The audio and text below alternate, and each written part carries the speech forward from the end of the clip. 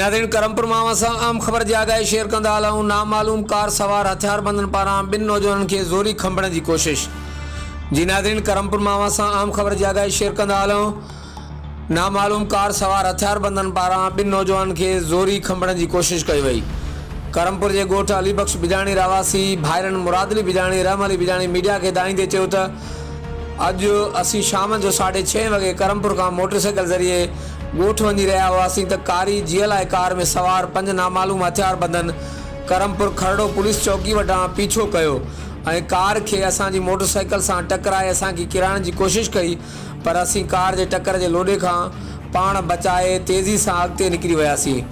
हुननि जो वधीक चवण हो त खरड़ो लिंक रोड ते पीरवा वटि कार में सवार हथियारबंदन हथियार ताणे असांखे बीहण ऐं ज़ोरी खंभण लाइ हकुलूं ॾिनियूं, पर असीं मोटरसाइकिल तेज़ी से भॼाए बगन खान बिजाणी गोठ वारी पुल वटां खड़े जो बंद वठी खिसकी निकितासीं ऐं कार सवार हथियारबंद बगन खान बिजाणी कैडेट कॉलेज वारो रोड वठी इंडस हाईवे तरफ़ फरार थी विया।